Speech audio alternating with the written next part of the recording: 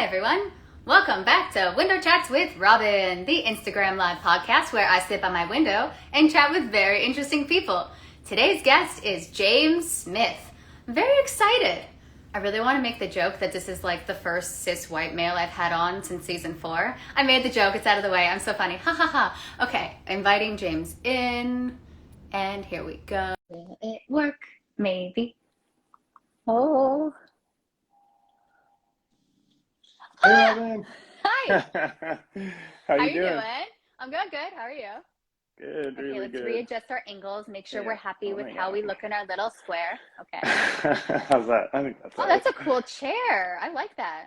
Yeah, I'm in my roommate's office, Tanner's office. So Oh she. my gosh, and you're by a window. Oh, Yeah, okay. I had to. Shout out Tanu. Thank you for providing the office space. Yeah, big shout out. As a previous window chat guest, she understands the need for a space for it. So thank you. Exactly. And Tanner introduced us, and Ugh. so it's all full circle. I know. What was that? A couple weeks ago, right? We officially met, which was kind of exciting. Yeah. How I met James. Okay. Yeah. How I met your James. It was it was funny too because I never would have asked to be on Window Chats with Ramen or like, you know what I mean? Like, just like I don't know, it'd just feel like too much or too presumptuous or something. But then Tana was just like, "Oh, look, everyone standing here has been on Window Chats except for James." And then you were just like, "Hey, you want to be on it? It's as easy as that." And I was like, "Oh, Yeah. wow." So yeah. Yeah, you passed the audition. There was a whole process of if I can Oh, survive sitting next to you for a show, then you can be on window chats. There's a whole thing going on in my head. And then if you survive the window chats, we will then take a car ride to see Izad and Elf. So there you go. If exactly. this Yeah. Oh my doesn't go God. well, you're not invited in my car. Yeah. So There's a lot on the line here. I'm it is. really nervous. I think, yeah, everyone should be. Everyone watching this should know the stakes are high. It's a lot. Or if you want a ticket to Elf, then you can have mine if it doesn't work out. So We'll raffle off a ticket. Everyone watching. yeah. Oh my God, too Oh funny. my God, that's so funny. Oh, that's so mean. No, you seem like a genuinely nice guy. It's when I meet, I say this a lot because I've been meeting really genuine people, and it is very confusing every time. You're very laid back, and I don't get it. I'm like, is this guy Yeah. really chill? Is he on drugs? What's happening? Was that too mean a question? If you are on drugs, I Yeah. apologize. Okay, No, I'm not on drugs. No, good. Okay. like I did grow up in Vancouver. So I've heard people say that there is like a West Coast attitude. I don't know if that is what it is or not. You know what I mean? Yeah, I don't know. I mean, I think I always have been laid back, but I think you're also meeting a James that is like just a tremendous amount has happened, I would say, in the past like year or so, and a lot of like just sort of I don't know, just a lot of changes in a good way, and so I think I'm a lot happier, I would say. So, and I think happiness can, yeah, I don't know, but That's fair. yeah. Well, I mean, that's why I'm like, this guy's cool. Let's chat. There was Thanks. something I picked up, and maybe it was the happy vibe. So thank you for passing on the happy vibe. Well, Yeah, that thanks, sounds. I Robyn. feel like we shouldn't be passing anything on during COVID. So maybe rephrase that. That's Yeah, socially concerning. distanced. Thank you. Yes, I don't smile, socially distanced. Nice. Okay, know. cool. Oh man. So this is really a fun fact. Deep dive on James. Do you know that you are the 184th James Smith on IMDb? Oh wow. I didn't know it was that many, but I did know yeah, I did know that there was a lot because it's like when you apply for IMDb, it's like they for some reason they use like I think like Roman numerals or They something. do. Yeah, and so it's like XIIIV or something and I There was was just a like, "Oh, C to signify 100, of course.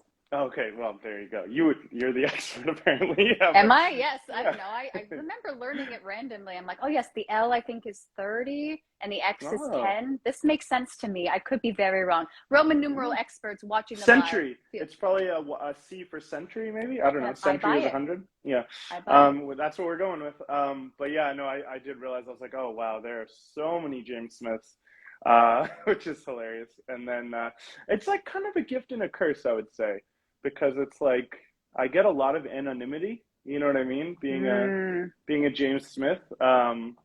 Like I had a friend Yeah, who the had a name real sounds fake. When you introduced yourself, I thought, okay, you know what? Sure, yeah I'm yeah Robyn Jones. Like, what are we yeah. doing here? Okay, like, No, that's happened a few times in my life. Like one time I unfortunately had to call the cops just because of like something I was witnessing or whatever, and I was on the phone with the cops and they were like, "What's your name?" I was like, "James Smith," and they're like, "Sir, it's okay, you can give your real name." And I was like, "No, no, no, you don't understand. Like I am. This is me." And then there was another time where I signed up for like a bunch of my mom signed me up for a bunch of basketball camps this one year with the same group of people, and they thought that it was like a prank that someone had, oh sure, James Smith is going to come to all 6 basketball camps or something. So yeah, it's funny. Anyway, generic you've name. been. I just to know that you've been dealing with this trauma your whole life, sir. Trauma is a strong word, but I know, I know. it I is a tried to part of who figure I out am. like what is the strongest word I could use, and I went with trauma. Happy with Inconvenience. inconvenient, Yeah, this affliction. I don't know. confusion. I Yeah, think conversation confusion. piece, conversation piece. Confusion. Let's go Yeah. with that. Yeah, yeah, yeah. Okay, so I have another question that Okay. was I don't know if you know this is on your IMDb page because Mm. I like to make actors aware of when you get Google search, this is how you present. Apparently, you are also known as James Fish. Is this true? Oh God, this is. Thank you. It was funny too when you asked me for my IMDb. I was like, oh, I got to get this updated because like I was like missing a couple credits and stuff. So, Robyn, just doing the Just helping actors out. There you go. making me aware of my own laziness or whatever. But no, James Fish was the first project I ever did. Was like a small like non-union TV show, and they friggin' credited me as James Fish. And so then I had to like contact IMDb and be like, I am not James Fish and da da da. And but I guess so it's still on there on some capacity or It just something. says AKA James Fish. I'm like, what is this alias? Is Oh Smith wow. too generic? So sometimes he uses fish? Is this a union, Sounds like non-union thing? When you do a yeah. non-union project and then you use a different name so actor won't get mad at you? Not that Sounds that like ever happens. Don't do that, but also everyone does it. Okay. sounds like a gangster nickname or something. He's like, hey, I thought you it's Jimmy sounds Fish. fishy to me. That's funny. Oh, it's fishy. Oh no. Yeah. Okay. Well, thank you. Uh, got a good group. I will deal with that. Can you please? And now Mm. another live has ended because James has to deal with his alias. Yeah. Sorry, guys. Urgent stuff. This is 911. Very Career. urgent. We're all scared. Career crisis going on. Yeah. No. Oh my God. Oh, that's so funny. I mean, I didn't look into the amount of James Fishes that there were, but maybe it's an option. Change your name. I don't like it. I'm just gonna say it it's- right now. That also doesn't sound real either. So Yeah, it does. It does. Oh well. wait, okay. So James, like, do you ever go by Jim? No. Because it wasn't like Jim Carrey also named James. Is that wrong? Am I making up facts? Yeah, I do that. No, yeah, Jim is for sure. It's like a shortened version of James. Yeah, I just never have. Yeah, my grandfather was Jim. That's who I'm named after. But James, he was James. Yeah. But no, I haven't. Yeah, just James. That's okay. Now that we spent the first 10 minutes obsessing over names, I think we're good. I feel warmed up. Me too. Okay, I'm gonna give a shout out to the 48-hour film festival. I didn't get to see your film, which was upsetting, but we were both in attendance, and it was really cool. Yeah, how did you tell me what you're like? Was that your Let's first just time? talk trash about Tanu's film because I saw that she was watching the live. No. Here's what I think is awesome. For those of you that don't know what the 48-hour film festival is, you have 48 hours to film something. That is the gist of it.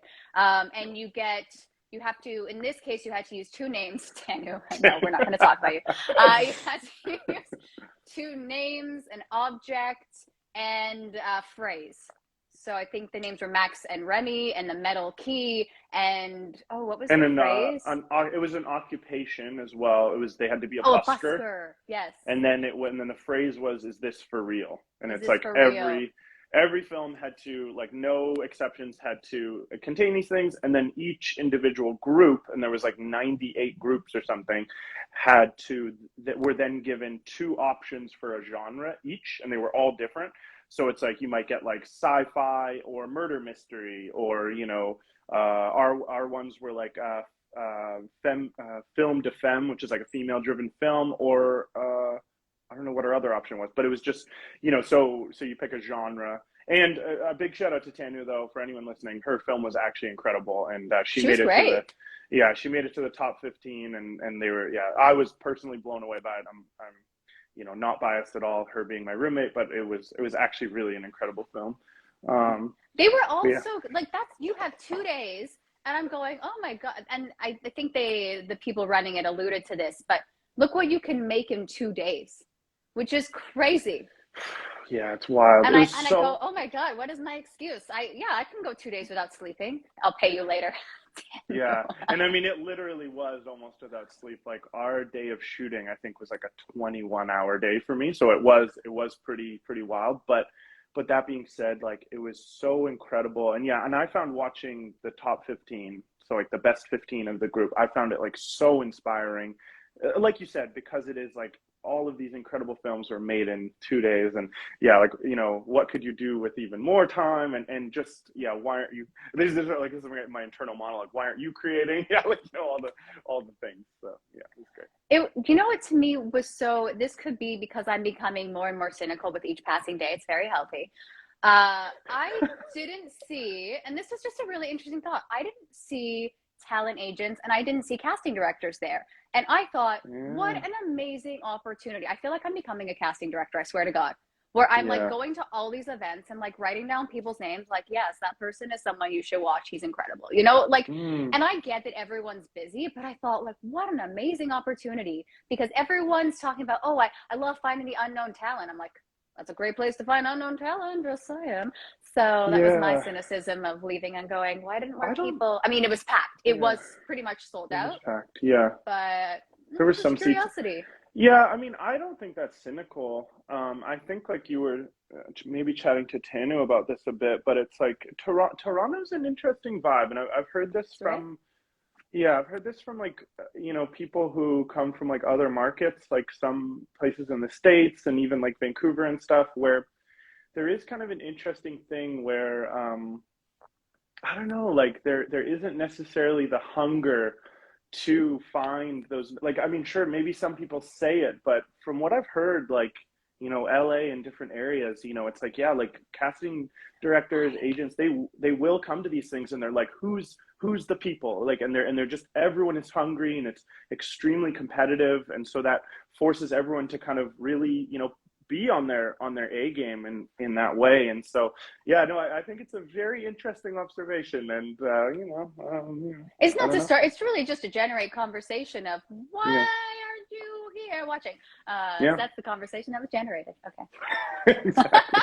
It's like, I'm in my head, I'm like, how hard do I want to go on this topic? No, that's like, but here it is true though. I do think there's a difference, because I know when I talk to casting directors in the States, there is this general, oh yeah, I found this person, this sense of, it's like, it is different, because I don't know, maybe I really don't have an answer for it. I think it was just an observation that I wanted to share, and you're the first person I've spoken to since the 40-hour film festival, so we got to share this thought together.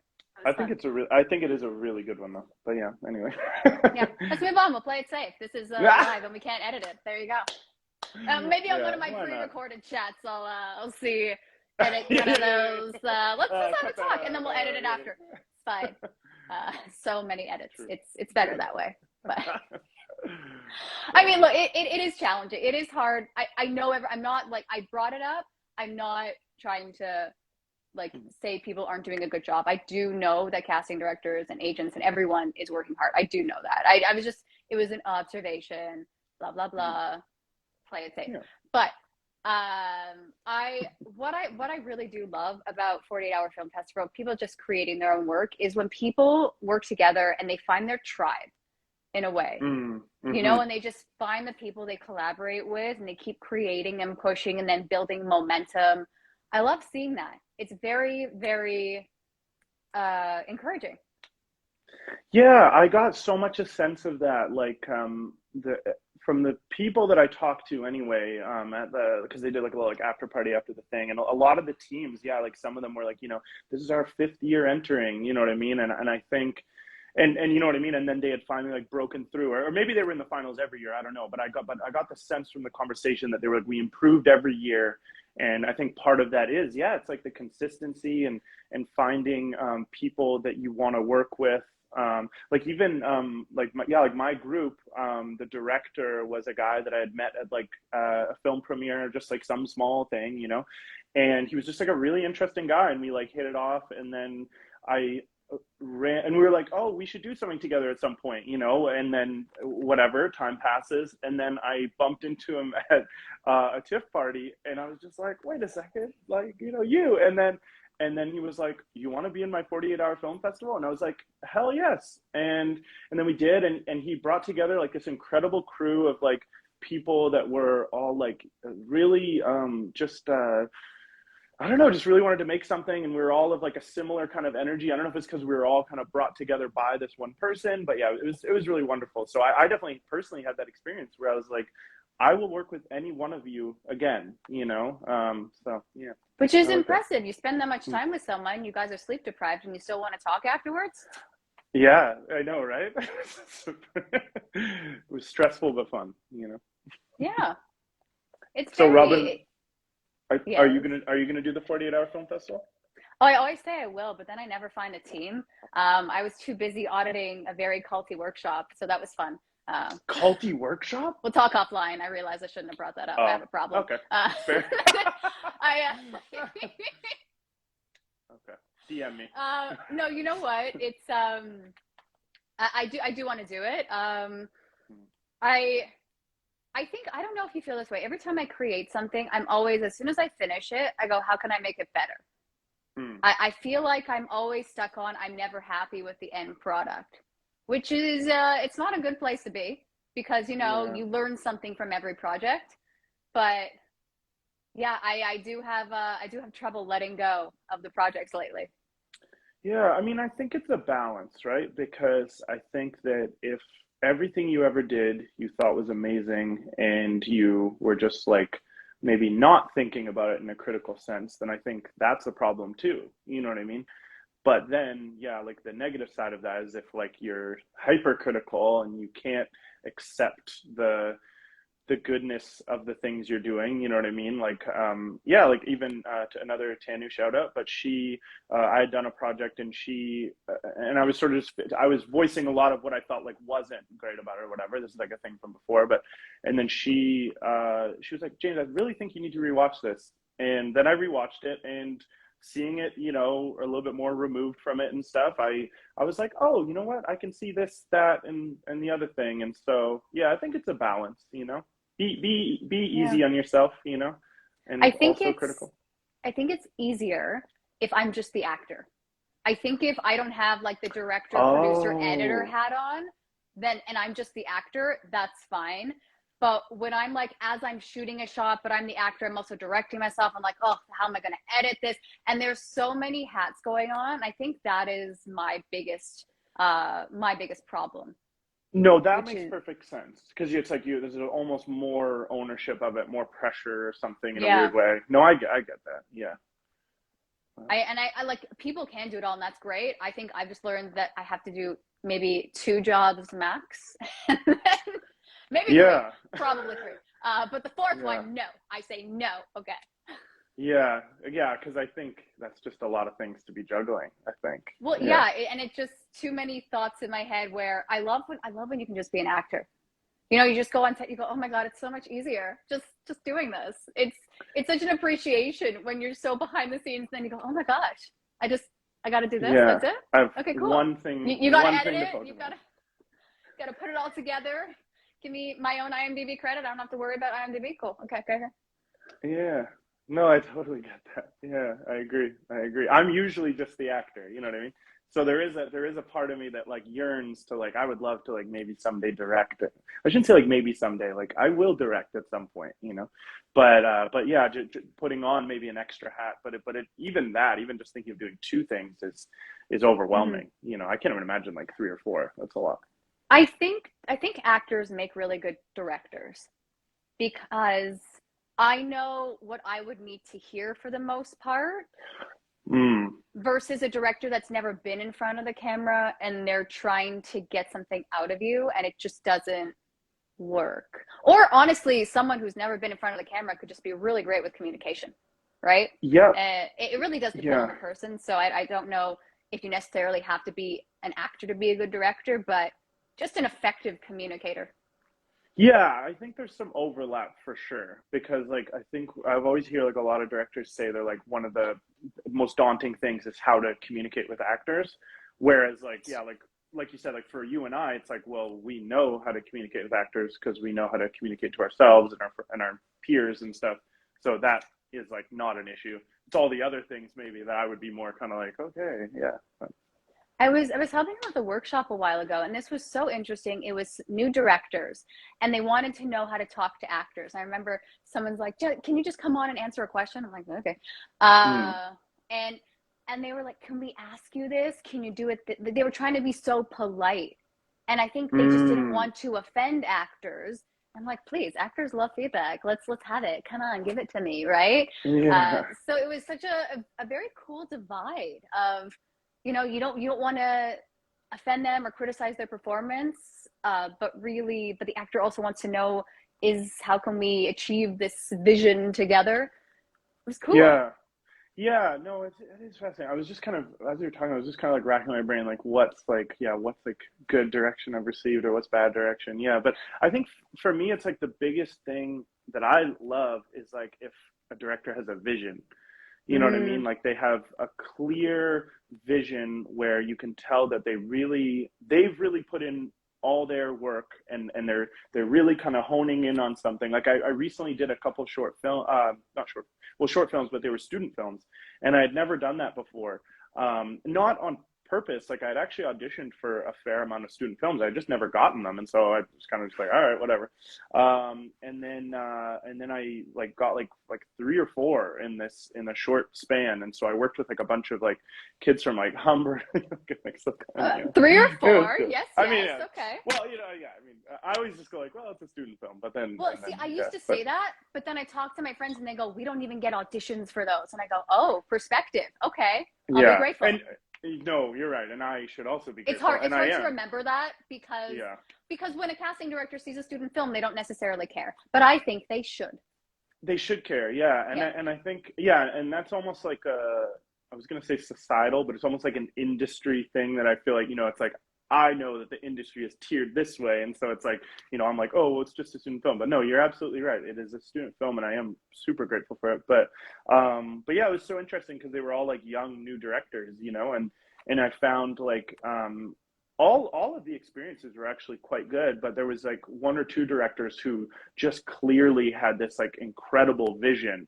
And I just found as an actor, it's like even if maybe they, yeah, like maybe they didn't quite know how to communicate to me or something, but it's like I trusted that they were going for something, and so I kind of came along for the ride. Whereas if a director was a lot more timid, then it's like I kind of felt like okay, you second guess some of the things that you're receiving because you kind of like I almost put my director hat on in a way of like okay, but you're really making the right decision, whereas if a director is just kind of like nope, this is what I not even that you have to be that confident, but just like I have a vision and that's what it is. So anyway, just a random thought. No, but there's the direction. There's also, when I worked on a student film recently, it reminded me of the importance of like continuity, right? Mm. And so for one of the scenes, I had to give my son pills. And it's like, okay, what hand did I use, right? So when they do a Mm. close up of just the hands, I go, yes, okay, remember this, of course, of course. And then, just kind of doing your own continuity because everyone else in the student film is busy, and you go, I'm just gonna Yeah. reset that. The Yeah, phone shouldn't there's be here. Okay, cool. yeah, there's like an ownership that you have to take. Maybe that, yeah, like on a bigger set or something, you would be like, well, you know what? I think I can kind of relax on that because, I mean, on the bigger sets, it's almost like, yeah, like there is almost kind of this hierarchy where it's like, no, like I am not continuity. Like I can sort of maybe bridge a thing, but really it's like, there's so many people who it's like their sole job is just to do this. And so you kind of go like, okay, I'm just here to act and, it's all good. That would be so, to be on one of those huge budgets and you legitimately only have to act would be crazy. Well, I recently kind of had that experience where I was really lucky. I got to be on they're doing like a spin-off of The Boys. Oh, And yes, they were filming near me at one point. Very cool. yeah, Yes. oh cool. Yeah, yeah. That with the day. So yeah, I it was kind of a crazy thing. Like they were doing reshoots, a huge amount of reshoots, which like that alone, like they just had a massive budget because they were just like, yeah, we just didn't like the things that we shot 3 months ago, so we're just gonna redo it all. And you're just like, what? Like millions upon millions of dollars, you know? But anyway, because they were reshooting, I kind of got cast at like the last minute. It was like I had auditioned on a Wednesday night, and I don't know if you've seen The Boys, but like the auditions are always super raunchy too. Like there's a lot of like sex and violence and all this craziness. And so actually my roommate Tanu, fourth Tanu shout out for anyone keeping count. Her It's grandmother, exhausting. her her 95-year-old I think 94, 95-year-old grandma was visiting us. So very like, just an older lady. And so we were like, okay, grandma, you go into the other room. We're just going to do an audition. And then like, meanwhile, like it's like the raunchiest audition. Like I'm literally, like, I guess I can't even talk about it because it's not out yet, but it was like, it was just crazy. And then it was one of those things where like, okay, we got it, we're done. Grandma, come back out, like didn't really think too much of it. And that was on a Wednesday.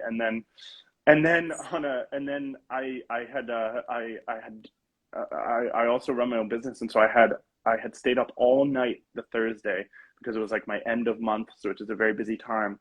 And so I had literally pulled an all nighter. It was Thursday at 9 a.m. and I was just about to go to sleep. I was literally just gonna close my eyes. I was so exhausted. And then my agent texted me, and he was like, James, what's going on? And I was like, kind of like half asleep, and I'm like, oh, Andre, my agent's texting me. And Andre sometimes texts me just like, because he's got his hands in a lot of different things, and so he's like, maybe he's just shooting a short film, and he just needs like someone to come and help out. And so it's gonna be funny if Andre sees this. Actually, I think I told him this, but I was like, should I reply to Andre right now? Because like I just need to sleep, like, or whatever. And then I was like, no, I'm gonna be a good actor, and I'm gonna reply to my agent right away. And so I was like, hey, I'm literally running on zero sleep because of blah blah blah. But what's up? And then he's like, well, you're just getting sent for like approval, and you may have booked the role. And I was just like, what the fuck? And then he's like, get some sleep because it shoots tomorrow. And so it literally the next morning. So then I slept for like a couple hours, and then wardrobe calls me at like 4 p.m. They're like, can you be here in when? Like now? And they're like out in Mississauga. And so I like had to like rush out there, do wardrobe. And then I had a 45-minute conversation with the intimacy coordinator because of how sexual this, like, it wasn't all sexual. There was sort of a violent component. There was like there was a special effects. There was a thing. But the intimacy was really wild. And so I sort of all of a sudden had this feeling of like, oh shit, like this is going to be permanent. Like this is like, not only is this like the biggest project I've ever done, but like, it's so sexual. Like, am I gonna be basically in a softcore porno? You know what I mean? And I had seen The Boys, and so I knew that like they do it very tastefully, and like it's not exploitative or anything. But still, I sort of like I had to kind of be like, well, like okay, and talking to her, she was really sweet, the intimacy coordinator, and really kind and everything. We get off the phone, and then she texts me, she's like, oh, there's been a change, so message your agent.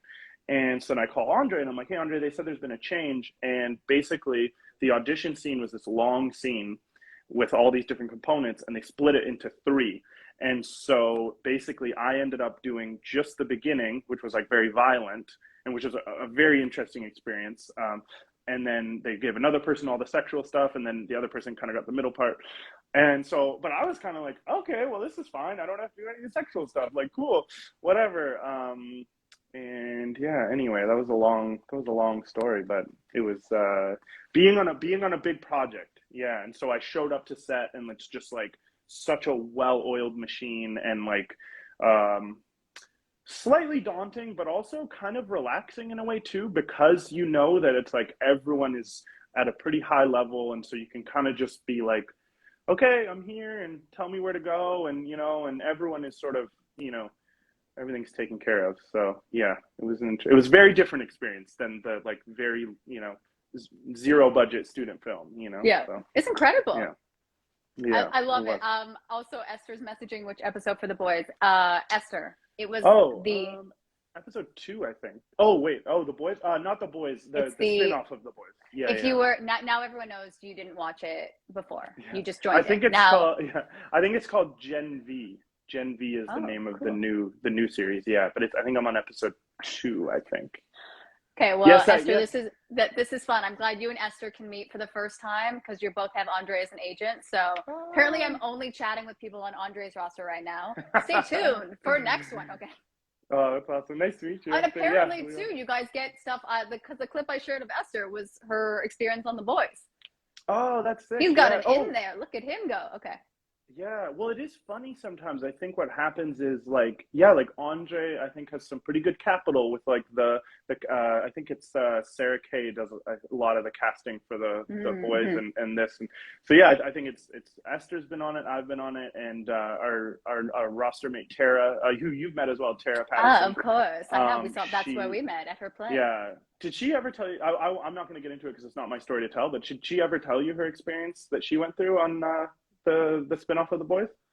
No, and I should talk to her. Okay. Yeah. It was. It's not my story to tell, so I won't. But it was a really. Don't you dare tell her story. Yeah, but she had a really cool experience as well. But yeah. Anyway. That I think. I mean, a show like that, it's hard to not have some kind of experience. Yeah. It was. You know what? Yeah. I don't know. I'm excited to see this. Yeah. Well, so here's the thing. I'll just. I don't want to just stay on that one. No, don't give away anything. I don't want to have to delete this episode. Okay. No. 100%. I don't want to do that because this is fun. All I'll say is that I showed up in my full costume. We ended up having tinted visors, which we weren't aware of, and so I think I'm unrecognizable. You'll hear my voice and everything, but yeah, I'm unrecognizable. But but it was like this insane thing, and it involved kind of blood and all kinds of it was nuts. But basically, well, I learned that sometimes they use beets for blood. What was your blood situation? Oh, I don't even know. I just I'll just be very vague, but basically it was like it involved, like what a squib is, and so there was like a squib that kind of gouts, like just gushes a lot of blood, and so it was a lot of pressure because basically we were in a very heavy costume of like sort of don't describe it in detail. Yeah. Don't give anything away. It was a heavy costume. Yeah, and we're running up and down the stairs, so I'm sweating buckets, and we're wearing these tinted visors, so I can't see anything because the visors they're not supposed to be tinted. Newsflash. And they're tinted to look cool. And then I ended up having to do basically a semi stunt where, I grabbed someone and it was very technical, and they had a squib, and so we're shooting from various angles, and each time like the director and stuff is kind of like, okay, improve this, improve that, and we're kind of doing it, and then he's like, okay, this is like the I can't remember what they call it. It's like not the money shot, it's like the master shot or something. It's like it's the hero shot. It's the hero shot, which is like I think that's like what they say it in any film, but it's like the one that they're going to use. They think they're going to use, I think. But anyway, so it's like, this is the shot where they're finally gonna use the squib, and they had like, probably 2 or 3 shots at it, and each time they have to reload it. It's like a 45-minute process because they have to change the bloody costume, and they have to clean up and all the shit. And this is the last thing we're shooting for the day, so it's like late and everything. Everyone's tired, and it's the Friday before the weekend, and so the director's like, we're about to shoot, and it's like, and he goes, he's like, I hear him, he goes, what's his name? James. He's like, okay, you could fuck it up by doing this, you can fuck it up by doing that, or you can fuck it up by doing this. He's like, don't do that. he's like, and action. But the interesting thing was, like, I was kind of just like, James, this is it, man. Like, just go for it, just do it. And then we did it. And then it's just silence because they're watching the playback. And then I'm like, fuck, like, did we get it? Like, because I think we got it, but you don't know. And then the stunt coordinator came in, and I was like, did we get it? He's like, we got it. And I was like, fuck yeah. So anyway, am I allowed to swear? Sorry, I've been swearing a little bit. I should. Yeah, I swear all the time. Okay. Permission to swear. Sweet. But yeah, so it was a tremendous amount of pressure, really fun experience, and yeah, and it was only my second union gig ever. Wow. Because I just recently joined the union finally after like years of toiling away trying to join. So that felt really good. There is Yeah. a need for your type. So good. I know there's just a dearth. Is it a dearth? Yeah, there's a lack of, There, what do you, we just really don't have any white males. It's a real problem. especially It's the straight very. ones. I mean, look, I Uh, feel you, okay? That's my age range and Caucasian, white girl, no one cares. yeah. It's fine. Yeah. I love that the director said, don't do this. Because as Hmm. soon as someone tells me not to do something, all I can think of is, I want to do it. I would never do Yeah. it, but especially Yeah. on a set. But that's all I can think of. It's very Oh, interesting right. direction. Yeah. You're almost like, what? You told me not to? Yeah. And it's funny. Yeah, it was funny because the director, the stunt coordinator was kind of, or I think it was the AD, he was kind of on my side because again, like I had all this bulky stuff on and couldn't see and was sweating and all this stuff. And, and the pace is, they're just like, all right, we got to go. And then the AD was kind of like, because I was like, oh, could we just do like one more rehearsal? Because like, I don't want to fuck this up basically. And the director was like, he's like, we don't have time, whatever. And then the AD was like, all right, we actually have to do a rehearsal because of this reason. And then he like Mm. winked at me, and I was like, oh, you're the man. So anyway. See, they're on your side. I like that. Mm-hmm. Well, because, okay, here's an experience I had where there was this young actor and she was so sweet. And to me, it was very obvious that she didn't understand the direction, and we kind of only have one take at it. And then, it didn't work out. And I thought, it's just so important to be aware of, age, make sure everyone's comfortable with what the scene is. Yeah. And it's hard because I know there's so much happening and there's a time crunch, but it took 45 minutes to reset that shot, so it's important to just take that extra couple minutes and make sure everyone is on the same page. Yeah, well, it's funny that you clocked that, but it sounds like it wasn't Because you know what? clocked Because I think by. because she was young too, she was scared to say she needed more help, and I didn't Yeah. want to be that person. Like, yeah, I'm not her mom. I wasn't the thing, but I don't want to say I don't think she understands. Because then, oh, are you speaking for other women? No, but she's Hmm. so young. She doesn't know she can say something. There was Yeah. this is my favorite. I haven't thought of this in a while, but there ages ago. Oh my God, so long ago. I was doing an audition, and every now and then I speak Hebrew. And before I went Oh. into the audition room, I heard a mother speaking Hebrew to her daughter. And so she said, pretty much, remember the lines, only say the lines, remember the lines, blah, blah, blah. And she's just like drilling the lines with her daughter. Fine. We go into the room, and this little girl can't speak English. And the session runner is saying, okay, we're not going to do the lines. So she has no idea what's going on. The Oh little no. kid, because she just keeps saying the lines over and over. And I thought, do I speak Hebrew to her to tell her? But then it kind of played to a point where I got a call back because I look really motherly. So I'm like, okay, Uh-huh. okay. So I guess did you end up talking to her? I Did you end didn't. up I was telling her? scared. I didn't want to ruin Okay, her process. And then that she leaves yeah. and goes, this woman told me not to say. And then I get in Yeah. a Yeah, fight. yeah. This Oh, strange lady. Yeah. no, I don't need that. But I always think of that. I go, what should I have done? I don't, like, how do you help a young child actor? I don't know what to do. Yeah. No, it's so fascinating. I'm just now I just want to know what Hebrew sounds like. I've never heard someone speak Hebrew, Oh, there's a lot but of no, pressure now, and I don't have no my fake Israeli pressure. No, accent no, ready. it's okay. It's okay. It's fine. I'll Google it. But I am basically, I've officially realized I am now the token Jew in a lot of my friend groups. It was very yeah. weird because I only know a bunch of Jewish people. That's my vibe. Interesting. I grew up, going to a lot of Jewish things, and Yeah. and so when people are like, "What is a Jew?" and I'm like, "Wait, it's my job to explain this to you. There's Google for a reason." Yeah. Like you can turn on a YouTube video, hear someone speak Hebrew. Don't Yeah. take it. I My didn't. Yeah. I didn't know you were Jewish. I was watching one of your other window chats just recently, and you mentioned you were like, yeah, I'm Jewish or something like that. And I was like, I oh, try to mention it more now. I had a chat with, this is very interesting because growing up, I was scared to tell people I was Jewish because my grandmother was a Holocaust survivor. And so from then on, it was kind of like a little, I was always scared to tell people I was Jewish because I thought the Nazis were going to kill me. I just didn't understand because I grew up hearing a ton of stories. It was very dark. And so I'm like recently trying to own my Jew, if that's a thing. Maybe it will be. I don't know. You can say that. If I said that, it would be very weird. But yeah. Yeah, it's like, why do you have a Jewish slave? That's weird. Yeah, don't say that. Okay.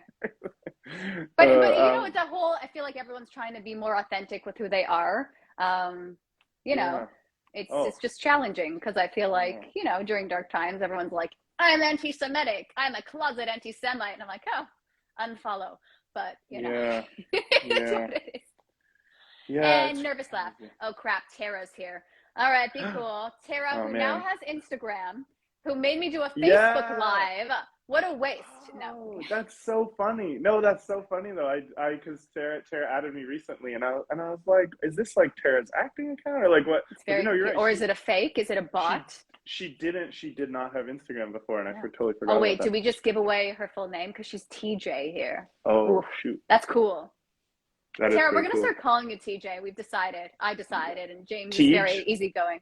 Tej. What about Tej? Yeah. Oh, I like Tej. Tej. Yeah, goes with the cool hair she has. I like that. Oh, yeah. All right, we've rebranded you. Tell Andre. All right, who's next? Who else wants to be rebranded? All right, Esther was here. Oh, my God. Oh, yeah, that's... God. Well, we've already decided you're going by James Fish. It was yeah. I had to go by I recently joined the union, so I had to again in the union. They were as soon as I tried to apply as James Smith, and they're like, no. And Esther wrote she's Jewish now, so that's. I mean, look, she's got a lot of Jewish friends. I get it. I'm one of them. I've been doing this weird doggy paddle. Okay, I'm done. I do this weird. You know what? I like it. You like this? Okay. Yeah. You know what? But now on Instagram Live, it looks like I'm trying to pull myself up higher. Like I'm hiding. Well, that's even cooler now, though. Now I just want to do like a whole mime routine. Whoops. Right? And I was inspired by the buskers at the 48-hour film festival. Get out of here. Oh, that one film where they were stuck in the television? I was terrified. Yeah. Oh, very terrifying. It was very real.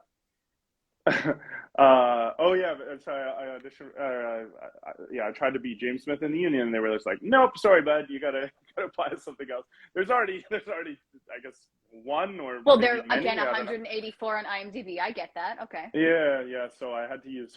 My stage name is James McCartan Smith, which is my middle name. But then I'm like, that's a kind of a mouthful. So I'm just like, but anyways, that's what it is for James McSmith, like McDonald's. And that I hate. No, I hate it. Doesn't work. No, Mick Smith does not roll off the tongue. No. Anyways, we'll work on it. We'll talk. You can help me rebrand. Yeah. This is the car ride. There you go. This is. Oh yeah, true. The car ride to London. We're just gonna throw out different names. I like this. Yeah. Tell Dorette to be prepared. Perfect. Oh, Dorette has such a cool name too. Anyway. I know. Yeah. I used to think Robyn with a Y was like really cool. First, I hated it because I couldn't find any personalized, it was always Robyn with an I. And I'm like, why is my name spelled wrong? And then I thought Robyn with a Y was cool. And now I'm meeting everyone that's Robyn with a Y. And I go, well, where's my uniqueness? It's so upsetting. Oh, wow. You lost your uniqueness. Yeah. I never had it. So I'm just I'm okay. I'm at peace with it a long time ago. But that's fair. My husband's name is Michael. So that's as generic as they come in terms of names. Yeah. Because that's also my dad's name, and that's a whole other issue. It's really uncomfortable. Yeah, it's like any of the biblical names I feel like are just super common. It's like Michael, John, James. Yeah. Anyways. That's true. Wait, look at this rant on names. I dig it. I know. Where did the time go? We just. We just randomly. This is the chat. Are you happy you're a guest? The only answer is yes. That's the only correct answer. Okay. No. I really am so happy. I'll tell you why. Because it scared me a little bit. You know what I mean?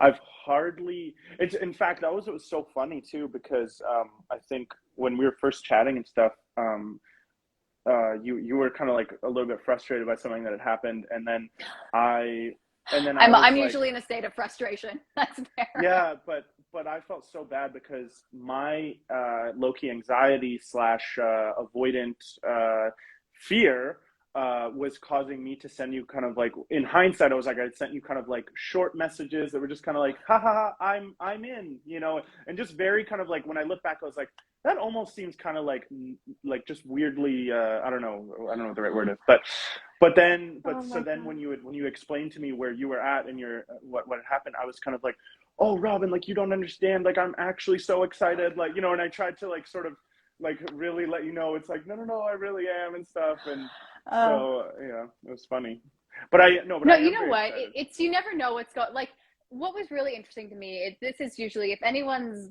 been a guest, I usually have a bit of a rant of, essentially, I'm done doing these. I don't want to do these anymore. I'm tired because, you know, edit, produce, all this jazz, and host. I love hosting.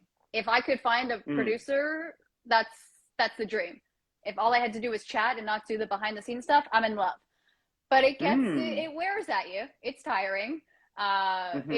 It's exhausting when you do all, because like for every chat, that's an extra 5 6 hours of promoting it and editing it, and it's a whole thing, right? And the pre and all that. Right. Yes.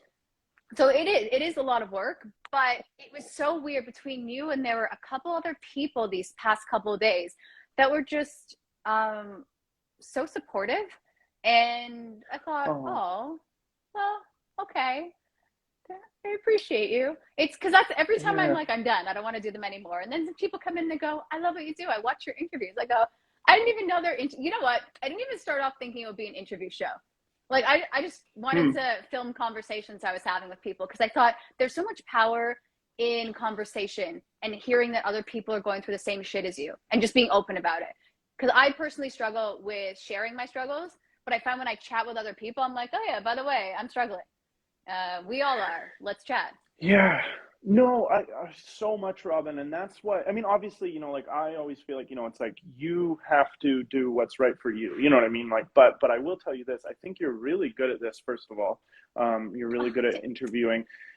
Seriously. And second of all, I think that that is such a beautiful thing because, like, one thing that I really struggle with, like, I'm not good at social media, and partially just because I'm a very private person, but also it's because, like, I don't want to share things when I'm feeling bad. Like, I don't want to share yeah. my I feeling yeah. badness. And then I don't want to share my feeling goodness because then I feel like, oh, well, all people are seeing is the good thing when really, you know what I mean? It's like, because I don't, you know, I don't want to just share this curated thing. And so, yeah, I think it really is special what you're doing because people, especially as actors, because, you know, like, I have like, yeah, I mean, I'm lucky actually. Like, I have like a pretty decent amount of actor friends now, but also, like, sometimes even with my actor friends, like, you don't necessarily want to always talk a ton about the industry and just sort of like, you know, how good or bad things are going. And so, yeah, there is a nice sort of understanding, like, you know, for like, it's so important for me to share this, but it's like, yeah, like, I just joined the union. It was like an incredible milestone for me, but it was preceded by, literally, I'm not joking, 8 years of trying to join the union, of wanting to join the union. And so it's like, if there's anyone out there who is in that same position, like, just know, like, that, you know, I struggled for a really long time, and but it will happen, it can happen. And yeah, so, you know, I think it's important that we, like, share the struggles, you know, and as well. Anyway, yeah, No, it's just true my because thoughts. I agree. I hate sharing when I'm sad on social media. I can't stand it. Mm-hmm. Like if I'm sad, I'm not on social media because it doesn't help me. It makes me sad. Yeah, Shocker. What a yeah, shock. But I also feel gross when I'm like, look at me, I did a cool thing because it does feel gross because I know not everyone is okay. So it is yeah, hard. Not always a fan. I do realize the irony because this is an Instagram live on social media podcast. So it is, I yeah. get that. I'm contradicting myself. That's fine. But Mm-hmm. I love that you're willing to share. It took you 8 years, and I do think this will resonate with people. And Yeah, it's because it feels, as much as there is a beautiful community, I think, in Toronto, which is, you know, it's always lovely to know that people are cheering you from the sidelines. I appreciate that. Always surprised. I'm Mm-hmm. like, why are you watching my shit? But it's like, it wasn't that funny. Okay. But it's really, it does feel like you're alone more often than not because Mm-hmm. you're battling yourself. At least I find I'm like battling the inner critic of just let it go. Yeah. And it was, you know, the other day, so my journey right now is I'm forcing myself to audition for anything and everything. So I'm non-union and I'm like, submit for everything, audition for everything. Because my biggest thing is when I get an audition, I'm like, oh God, I don't know how to act. So I Yeah. did an audition, self-tape the other day. I'm like, oh my God, can I act? It was very exciting. I'm like, I love this that. is legit. Yeah. It took me like, this is a couple weeks in already, but because I've been doing it every day, just auditioning, and to a Mm-hmm. point where like that is the job, auditioning, right? So for me, my struggle, if that's my struggle, I have to keep working at it. It's not gonna just come to you. And I never understood that because, you know, so I'm a little lazy with that. I go, no, I should, if I'm a good actor, I should be able to audition. I'm like, no, auditioning is a thing in and of itself. And Yeah. It's a muscle, yeah, really. it Yeah. is. Exactly. It is a muscle. Mm-hmm. I know. The physio in me should be like, come on, work out every muscle. Jeez. It's Oh yeah, you do physio. I totally forgot about that. I'm not Yeah. fixing you. I'm tired. Okay. No, no, no. I had a life-changing experience. I just went through like a year, or not a year, but probably 6 months of physio. With a like a form. Do you know what like structural integration is? Have you ever heard of that? It's like similar. It's Are like you, an offshoot of like Rolfing. Do you know what that is? why have I heard of this? I It's mean, basically Rolfing sounds like like you're going to vomit, but I know it's not. Okay. it sounds so gross. No, it's named after a lady. Her name is Ida Rolf. Anyway, this is like a long story, so I'm just gonna make it a very short version. But basically, I had Let's had see. lifelong injuries from like basketball, and I broke my leg, broke my femur when I was really young, and it just caused a lot of like like Leg one length. hip was like higher than the other, and this shoulder had tremendous tension constantly, and so anyway, I'm over the past 6 months, I was finally able to kind of like invest in myself and kind of really start to fix some of these issues, and I feel like it's really helped my acting too, because it's just it's distracting, for It me, really, you know. I'm fast for the number of people that push through their physical injuries astounds me Hmm. because I can look at someone and be like, okay, this is what needs to be fixed. I'm not going to say that to them, but that's just me seeing. But they'll spend time doing something else because that's their choice. That's fine. But I feel like when it comes to your physical health, people don't do anything because it's work. It's so much work fixing your discrepancies, your leg length discrepancies, or your one side stronger than the other. And I say Mm. that, but I also don't put the time in. Like I have this hamstring that was torn like for 8 years. I didn't know it was torn, and I'm like, why do I have back pain? Oh, it was my hamstring. So Yeah. it's hard because it's so boring. It's not like a fun. Ooh, I can just dance and get better. It's specific training, and it's not fun. Right. But I Yeah. feel like once you put the time in and feel stronger and feel more aligned, like that can only help you. I It think. was, I don't know. yeah. I don't sell No, physio well. This is why. I don't, I'll just sell yeah. physio. I'll sell physio. Like for me, it was like I had this like shoulder tension. It had gotten really bad in the past like year just because I had like a like the other job that I do. Like I'm just sitting at a computer a lot, and so it's Yeah, just well, you very said you were a tense. business guy. What is this Yeah. business? Oh, it's super funny. Okay, I'll tell Wait, you is this this you quickly, just can't because talk it. about it? No, no, no. I'll talk about it. It's really funny though. So like during the pandemic, I just had a bunch of free time because I was an actor. Oh, sorry, I was an actor. I was a server as well. I was an actor way Oh, back okay. when, but Okay. no, I was an actor server. And it's funny because like I had been serving for a long time. I've been serving for like 10 years, and I'm a pretty introverted person, and I think having the break of the pandemic when I was laid off for a while and I was on CERB, so I was kind of like, okay, I'm living and bills are being paid or whatever. I realized how much anxiety and how much depression kind of serving was causing me. Just me personally, some people love it, and I loved aspects of it, but it was causing me a lot of whatever. And so I kind of released it, and then I was like, you know what? I think I want to try to find something else to do. And at the time, just to fill my spare time, I had been teaching myself how to like sculpt because I love art, and And so nowadays people sculpt like digitally, and so like on computers, like that's how they make like the monster in a movie, or all kinds of stuff. It's all kind of sculpted in computers, right? So I kind of had so much free time because even acting was slow for a lot of the pandemic. So I was just like sculpting every day, teaching myself how, and then people started paying me to like sculpt them commissions, like little things that they would then like print on like a 3D printer. So they'd like turn it into like a little statue and things. And yeah, and people just started paying me to do it. And I was like making a little bit of money. And then I found out that there were like other people that were like on Patreon, and they were making like, more money than I was making serving. And I was like, and then I kind of looked and I was like, objectively, I think I can sculpt as well as these people. And so I kind of like took the plunge and I started my own business. So it's super nerdy. Like I love it. But I literally sculpt like miniatures for like tabletop games, like, like Dungeons and Dragons or like Warhammer or stuff like that. And I run my own business. So I just, I sculpt, each month. I'm my own boss. I can work whenever I want. I can work remotely.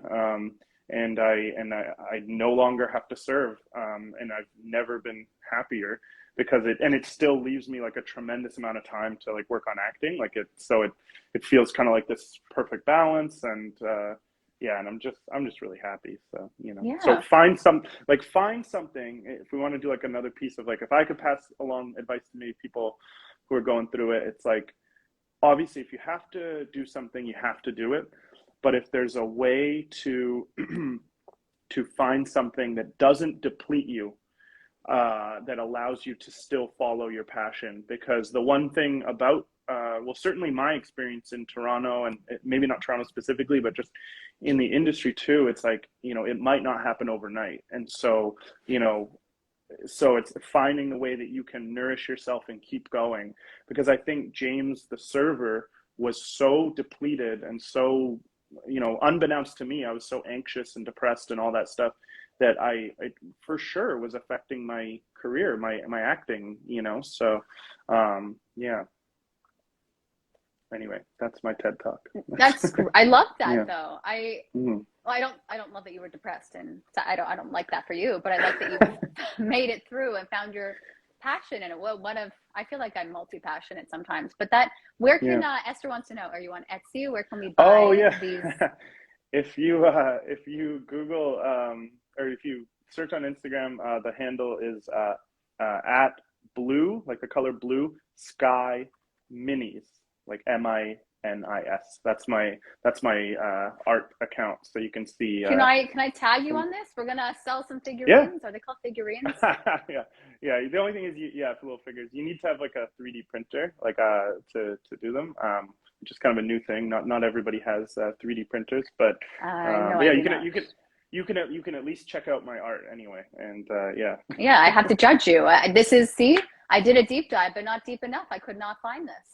Yeah, I you know what? I separate it. I'm not like ashamed of it or anything. Like, I'm incredibly proud of it. I feel like it's just I don't know. They just feel like two different worlds, I guess, in a weird way. Is this not on your resume? What if a scene from Ghost pops up and you're like, I got this? Yeah. In my head, you need to move your head to sculpt, but I'm pretty sure it's all the hands. Okay. Yeah. No, it's a very special skill. Do you listen to tunes while you sculpt? What's like a sculpting tune? That's a good question. Or do you just kind of it's your meditative process? Yeah, I'm doing this like the scene from Ghost. I'm aware it's not this. Yeah, really, it's like I have like a little computer pad thing that I sculpt on. But no, I love noise canceling headphones. Like I love quiet. Because Tanu is loud. No, it's not that. No, it's like I've been. I don't know. I think it's just a me thing, because one time I went to this. It's a museum in Ottawa. I can't remember what it's called. But they have a completely soundproof room. So it's like next level. Like literally you walk in and it almost like, you almost go like, well, like there's no noise, because we're so used to like, even in a completely soundproof room, like you can still hear like vibrations and things like that. And I walked into this room and I was like, I've never felt so peaceful in my entire life. And so, yeah, so I think it's just a me thing. I love quiet. And so usually And so sometimes you I'll live put on downtown. music. That's working well for you. Okay. Exactly, yeah. But sometimes I'll put on music, but sometimes I'll just kind of have just, my noise cancelers and they're, yeah, just very quiet. Those rooms scare me. I was volunteering for an audiologist once, and Yeah. so to figure out if you need a hearing aid, and so you Oh, go into the room, and they have to play different sounds to see what decibel you can hear, and it was such a weird feeling of kind of like the air sucked out of the room. I know it's not. I know you yeah. can still breathe. You're not No, dying, but you go. that's what it feels like. Yeah, yeah, yeah. It's so Yeah. scary. No, that was the thing. I But went I with love my that you family. found it peaceful. And Yeah. that's everyone reacts differently. It was so fascinating. I went with my family, and half of us were very unsettled, kind of like you said. It's like, no, like I almost don't feel safe in here. You know what I I mean? Like, need 'cause noise. I always need yeah, noise. I will it turn the was, TV on and just have noise. wow, yeah, the And that's white, why but downtown life works. works for you. Yeah, Yeah. yeah, yeah. Whereas, yeah, there was a couple of us, I think me and one of my siblings, and we were just kind of like, I never want to leave. So, anyway, yeah. That's so Have you ever cool. tried one of those like sensory deprivation tanks, like the float tanks? Have you heard of those? I have heard of It's them. This is going to be really. So back in the day, I would teach swim, lifeguard, all that jazz. I have such an unhealthy fear of drowning. It doesn't make sense. So oh the wow. notion of a sensory deprivation tank, it just doesn't. I can't. No, no, thank you. Yeah. I almost drowned one time Oh when I shit. was Ooh, yeah, when I was younger. It was kind of an interesting situation because I had moved from Vancouver to back to Ottawa, which is where I was actually born. And I what? developed yeah, and I developed really I was like probably like 16 years old, and I developed really bad asthma for some reason. I'd never had asthma in my life, but moving back to Ottawa was probably something like in like the It's pollen the or something. government, definitely the government. Yeah, this the secret test. But anyway, so but at the time I didn't know that I had this like basically like exercise induced asthma, where so my grandparents had a cabin by the lake, and so me and my cousin, we just swam out because I was like a decent swimmer, like I could kind of dog paddle like very well, you know what I mean? No Yeah, that's technique, why I was but I doing that. could, yeah, like I had no technique, but like I could swim pretty well. I can stay above And water. That's then the gist of swimming. yeah, and so we swam out probably like, I don't know, maybe 150 feet or something. And then as we came back for the first time, I got kind of exercise induced asthma. And so my arms kind of stopped working, and I was like, started, because, just wasn't getting oxygen. And so then I was like, really started to panic and was just kind of going. And then my uncle was kind of like looking, but then luckily, like I was able to kind of get back. But like, another probably like 5 seconds or so, I probably would have went under and drowned. So this is very scary. Yeah. Anything on a lake or open water like that is terrifying. I remember Yeah. learning how to water ski, and no one told me that once you fall, you should let go. So the kid in me thought I can pull myself back up. No, no, I could not. There was a Oh lot of no. water intake that day. It was not Oh, good. so you Yeah. like swallowed a bunch of So water or something. I'm holding on to the rope. I fell forward and I'm holding on thinking I can pull myself back up, just swallowing water. Yeah, it was, Oh my must have been God. hilarious to watch, but it was not fun as a kid. Secretly super dangerous. Yeah, Yes. yeah, yeah, yeah. When you Yeah. fall, let go. I hope someone learns a valuable lesson hearing my trauma. Yeah. Yeah. That is good to know. Oh God. If Well, ever. it's always, and that's why I'm fascinated by how people communicate, because basic things that you think you don't have to tell people, you should still always tell. Don't assume people know anything. And that's Yeah. why I know sometimes, like even with instructions, even for this podcast, I over explain things because for the one person that just doesn't know anything, I want them to feel like it's not a silly question. Mm-hmm. Yeah, there are no stupid questions. I feel like sometimes, yeah, people are just scared to ask questions too, I I've tried know. to I've tried to get But better okay, about that. I understand that though, because there are times when I ask a question and someone says that's a stupid question. So I've been on the receiving What end a mean of person. terrible people, Whoever right? that is. I'm like, Whoever that is. well, no, Yeah. also it's because sometimes I ask questions because I want to get a laugh, you know, like just lighten the mood, and they don't get the Right. humor, and they're like, you're an idiot. And I go, Okay, I'm never talking to you again. yeah. Laugh it off. Ha ha ha ha. Fun. But I just think it's important to be kind to people. It's hard to remember that, but yeah. Probably the most important thing in the world, I think, you know, for sure. It's well, I mean, look, human beings can be terrible to each other, as history has shown, and still Yeah. does. Yeah. Very interesting species. I have a sidebar I question. love, Is that yeah, a yeah, yeah. Canadian flag in your background that I've been staring at? Oh, that little Is that a uh flag? that? No, it's a What is that? billboard. It's a billboard. Oh, I was Yeah. so confused because it wasn't really waving, and it's just Yeah. been flashing red, and I'm like, is someone in danger? Okay. Okay, good. I'm glad no one is in danger. We're safe. We're cool. Okay, cool. Yeah, yeah, yeah, yeah. Yeah, did you know that was there? Cause Not until you mentioned it. Yeah, is the red, and also like the stand up in me is going, is our time up? We're a little over the hour. You know, how did he rig that to flash? Okay. You got a guy. I do. James, you're cool. I'm so excited for our road trip. Okay. Yeah, me too. Me too. I'm really excited. And thank you. Oh yeah, because what we were saying earlier. Yeah, like I was kind of scared to come on, but because I'd never really done an quote unquote interview like this or something, and or just even like a podcast and stuff. And so yeah, thanks for having me. It's been, I don't know. Yeah. I'm wrapping up right now. No. I feel like we can. Yeah. I don't know. I think it's been random, but some insight has been shared along the way. That's a classic window chat. I hope so, and I hope.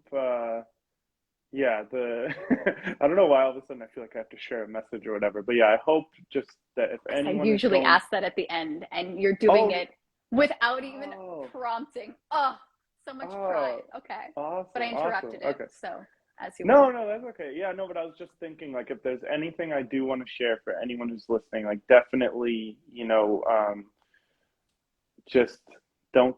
It sounds so like trite and simple, but it's like, you know, don't give up. Like, keep going, because certainly, like,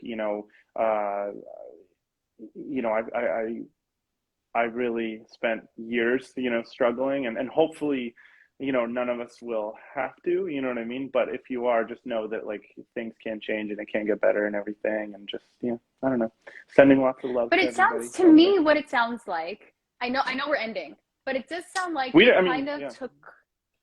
But like, because you know, someone's like, okay, you spent 8 years, but what changed to get you to ACTRA, right? And it sounds like you took a little bit of time, be a little more introspective, change what wasn't working for you, and just be more comfortable with who you are and what makes you happy. And then it translates to your work, which is that right? Or am I completely off? No, I was just laughing. I was like, this is why you do this so well, because you just took my like super like, you know, just do it. Like I was just kind of rambling, but you kind of really made that very concise and beautiful. And yeah, I think that's 100% accurate, where it was like, you know, I think I really was struggling in a lot of ways, and I was just treading water, to bring it back to our swimming analogies. But you know, but I was just treading water, and then I made a lot of changes in my life, you know, bit by bit by bit.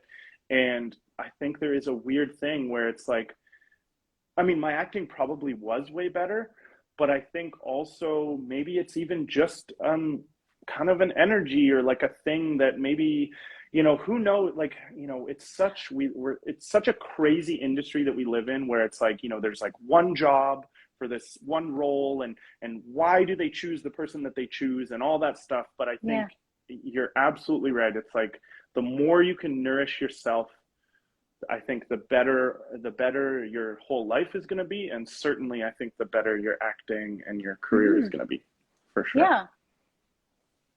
Like, that's the thing. If you don't like yourself, or like your life, or like what you're doing, it's going to show in your work. So I think, and it does sound lame, right? It sounds, oh, you know, work on yourself. You got to be a better, but you really do, because, you know, I like looking at my self tapes where I go, oh, yep, I was in a mood that day, versus, oh no, I was feeling confident. It shows. Not very. You don't have that desperate actor vibe. I need to book this or my life is over. Yeah. it's just it's important to just be confident with who you are. That is so true. I know we're like you just cut me off whenever, but you just keep hitting these like really No, this is what beautiful. happens. I swear to God, I Yeah. try and end all of them. They never end. It's classic. No, but you're just hitting on these like beautiful kernels of like you're jogging memories in me where it's like, yeah, like there. I remember when my life kind of started to get a little bit better. I like had gotten like I was very close to booking this commercial. I was like, whatever, second choice, and I was like, and I remember just thinking like I didn't end up booking it, but I was like really happy, and I had done a great job for the director, whatever. And I was just really like, you know what? I put my best foot forward and didn't get it. But I remember it was such a juxtaposition because there had been a commercial probably like a year or two earlier where like I was like, if I get this commercial, like it changes everything, just like even just monetarily, you know what I mean? It's like, I'll be a little less stressed out, whatever. And I think it's like that desperation versus like, no, I did my best and it wasn't for me and on to the next one. And I think that that's like a very powerful, shift in mindset and Mm-hmm. stuff. Mm-hmm. Yeah. Because, I was joking before. I'm like, how many white people do they need? But I really, the more people I watch, and that's why, I see the 48-hour film festival. I was watching some sketch comedy festival on the weekend. And the more I see people on screen, different people, I go, you cannot be that person. You are only who you are. And like, why are you going to try to be someone else? It doesn't make sense, right? So the more Yeah. you are genuine and authentic with your work, the more it's going to come across. The camera captures everything. Mm-hmm. It's so weird where I go, oh man, how did I pick up on that? I was just thinking it and it showed. That's so cool. So Yeah.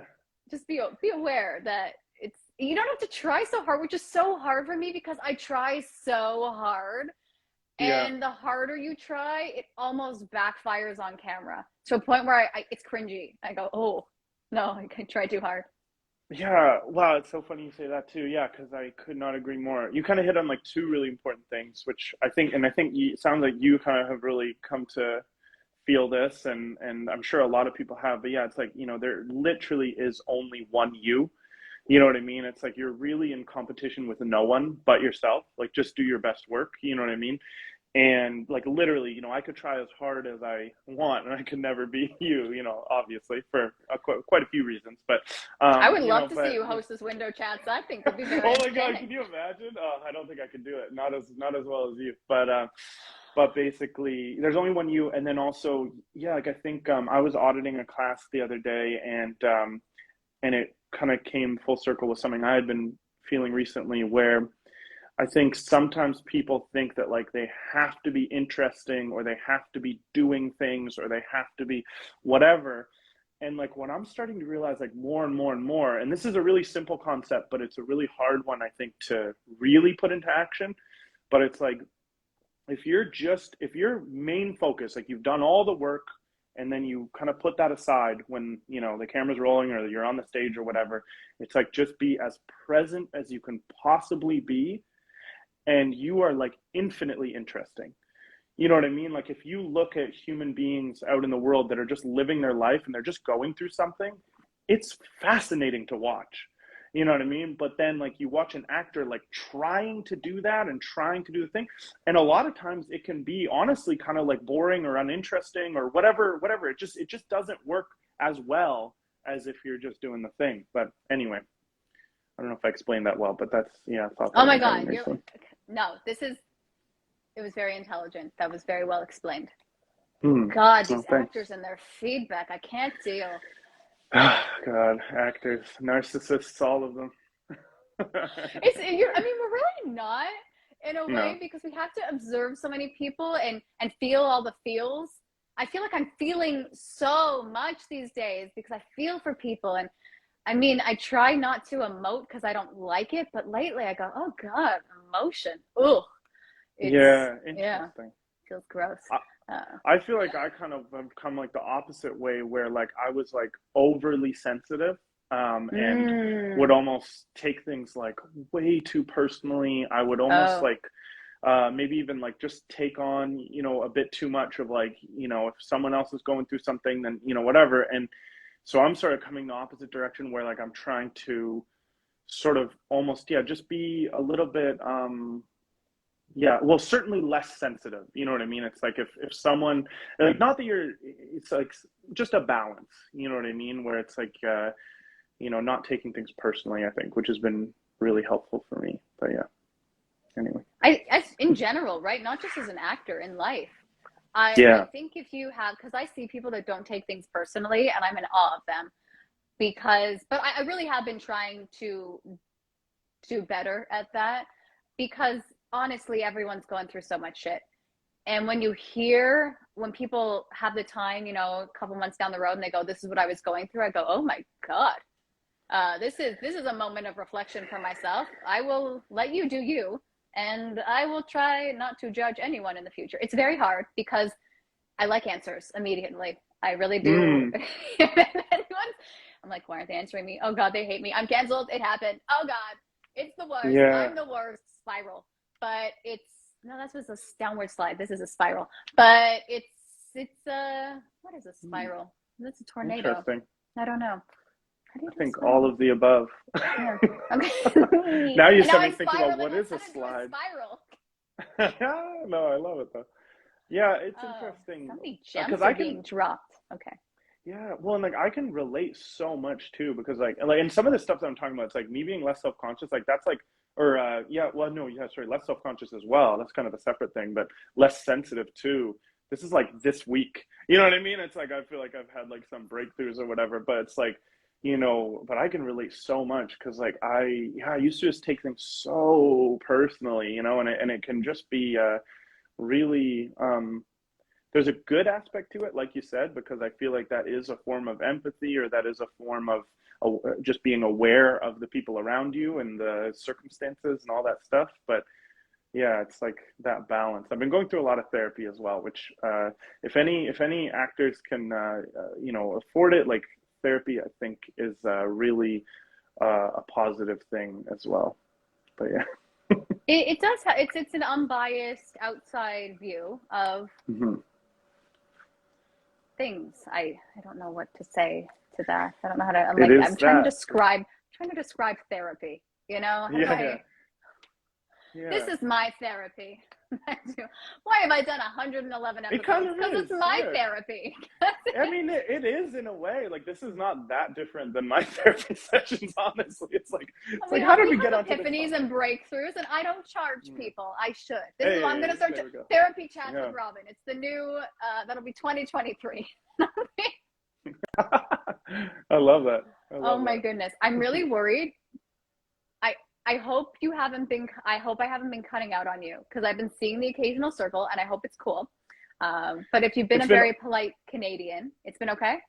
It's been overall good. Yeah, there's been like a couple of like millisecond hiccups, but nothing too crazy. Millisecond. It's not perfect, and it's not acceptable. What is? And this project is dead to me. No, I say it's not perfect. The chat is not perfect. It's not okay. My life is ruined. Spiral. And I do apologize too for the lighting. Look, I spoke to the guy upstairs, or woman, or however God identifies, or if you don't believe in God, I don't know, the atheist version. Yeah. Fine. Yeah. The light was not in our favor, although the backlight worked very well for you today. So. Oh, thanks. Yeah. I didn't put on an actual light. This is just natural, but I feel like it got gloomier. But I know your light is excellent. Yeah, well, I got like a side window thing, and then I have a window. Yes, a window on my ceiling. I have a light. There we go. A skylight? A skylight where I'm not on the top condo. It's just concerning. That's just a hole in my ceiling. So I don't have a hole in my ceiling. Wow. That's scary. No.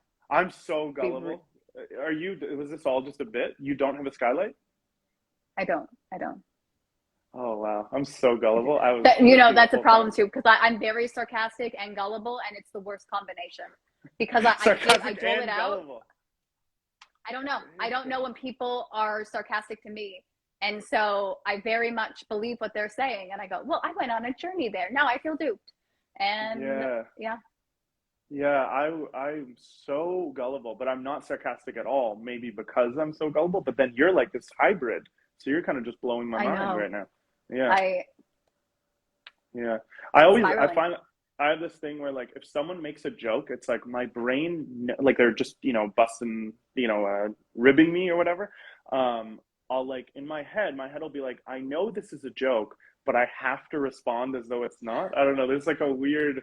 It's almost like a compulsion. It's really I've noticed that about myself lately. But yeah, That's fun.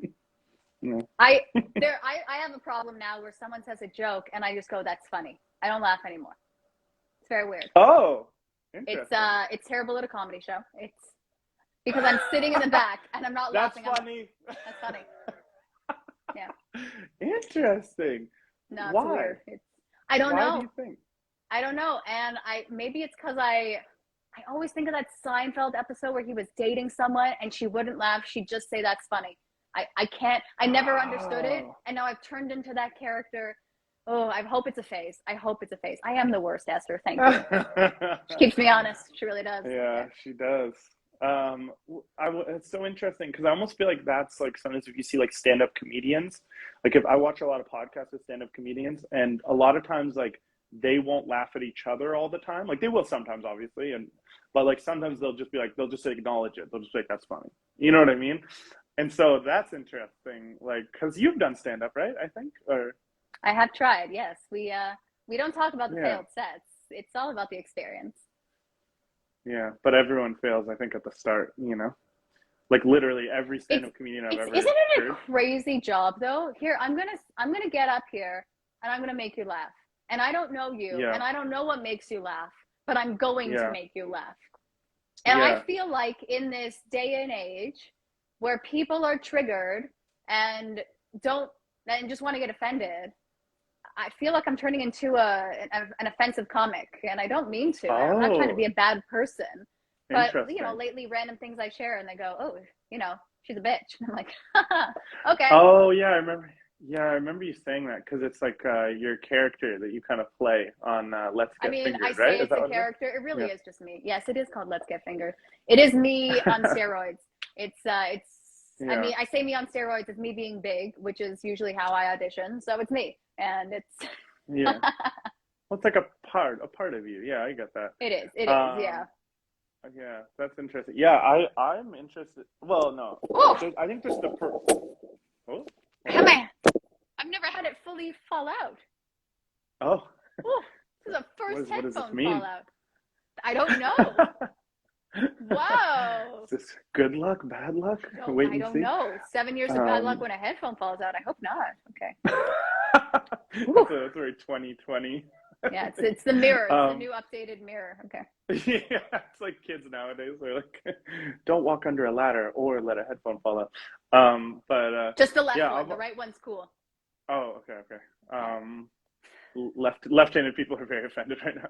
But yes. See, look at all this offensive comedy you keep putting out. I'm a physical comedian. That's what happens. Yeah. I've been tilting my head to the left this whole chat, trying to get it out. Yeah, but yeah, there's a part of me, I think, that just the performing side of me that's like, oh, I would love to try it, or I think it's more so I would just love to try it just to like basically fail and just be like, I tried it, for fun or whatever. I think, but that's the thing, like even with that, with stand-up, with even being on this chat, right? I think it's so scary to do something you've never done before. Mm-hmm. And I think that's what we do every day as humans. Like we wake up and we don't know what the day is going to be.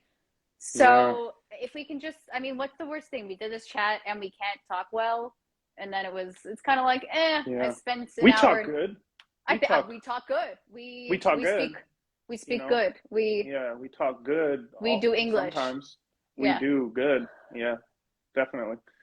But there's something to be said, right? You put yourself outside your comfort zone. We learned a little more about who is this mysterious James Smith of number 184 on Instagram, on IMDb. It was just such a funny.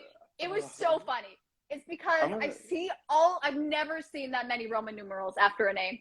Like, what? And I don't think you're the last James Smith. There's got to be like 200 of you at least. Yeah. That's so You should change it to your actor name. Yeah, no, I should exactly. That's again updating the IMDb. But yeah, no, I'm gonna look up what that number is. That's hilarious. Maybe I'll change my Instagram handle to just number 184 or something. But that's good. Oh my God. so funny. That's I had like a you put thought in your just now. bio, number 184. Yeah, exactly. Oh, this is yeah, this is what I was gonna say. Yeah, like another little thing that I've been working on is like yeah, the leaning into the fear. I think is really really important. You know what I mean? I mean, obviously, like be safe and like don't I don't know, wrestle with crocodiles or something. But like the idea of I'm such a risk averse person in many ways that yeah, it's like when something scares you, like that oftentimes is like a a what's the word like It's a something you have to message do. or yeah, I exactly. used to I was going through a phase of I would audit classes, and if it scared me, I would take it. Ooh, And then nice. when it didn't scare me anymore, I stopped going. Or I'm like, I'm Yeah. not scared of this. I'm over it. Not that I'm over it or the learning. I do enjoy learning, but I'm like, where's the challenge? I need to. It's not like I have this weird. It sounds like I have a sickness of I need to be scared, but I think it's I need to continually challenge myself and make myself at least a little uncomfortable.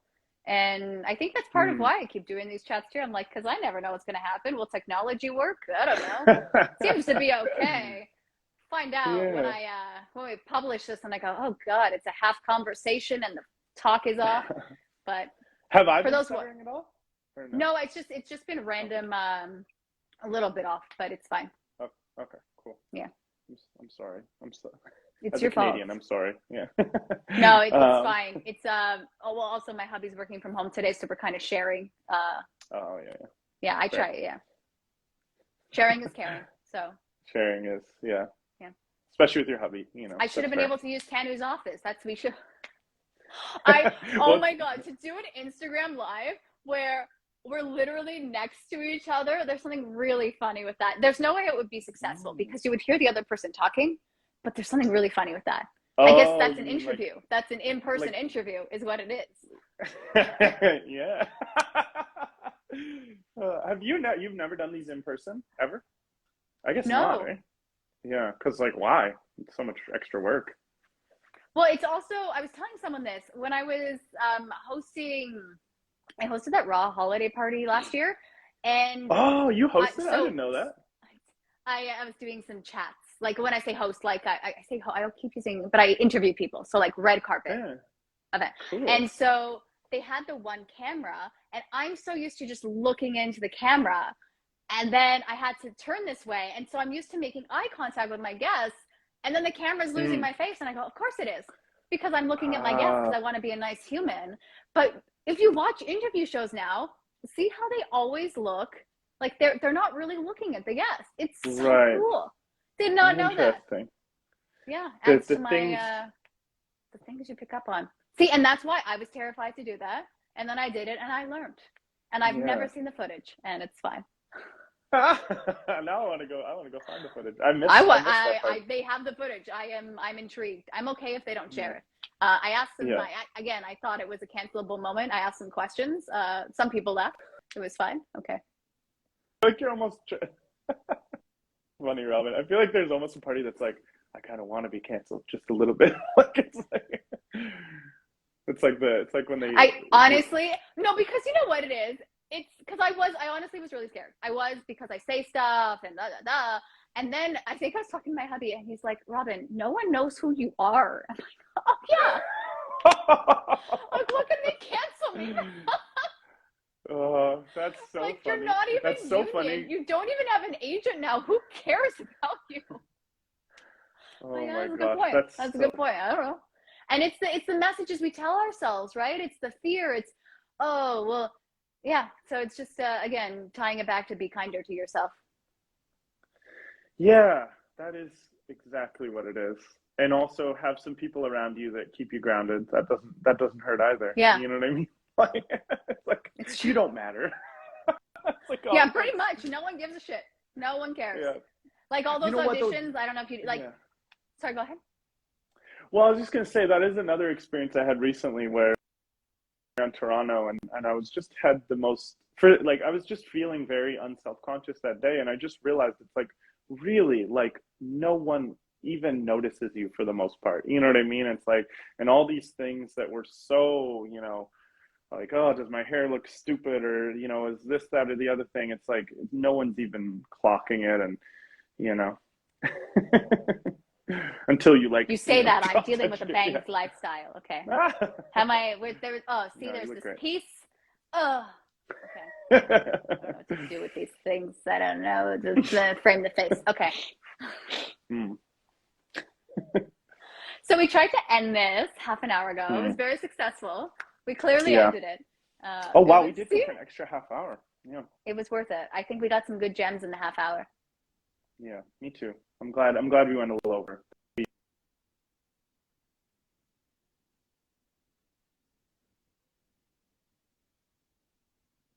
Oh, I'm also losing you now. So there we go. Okay. Yeah, that one got a little weird. Did I lose? Can you hear me now? Oh, see, I can hear you now. Uh-oh. We should probably, it's only getting worse. We have to end it. We have to end it. It's a sign. It's a sign from whoever's upstairs or not. Okay. Mm-hmm. I just mean the person upstairs to me. Okay.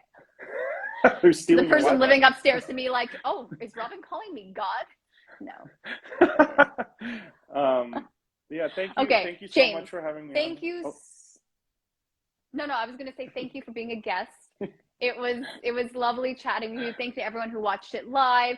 Thank you to future viewers who are going to watch it, and we'll find out if there's actually some tech problems. I'm excited. And James, any final? Oh, we did so many final thoughts, and then we're going to do another half hour. And you have a day. Yeah. I have a day. Yeah. It is a thing. Yeah. No, it was so lovely though. Thank you so much for having me on, Robyn. And yeah, can't wait for a little road trip to the play. Yeah, next week should be fun. Yeah. All right. Bye, everybody. Bye. Thanks for watching. Sending love. Oh, I like that. Yeah. Okay.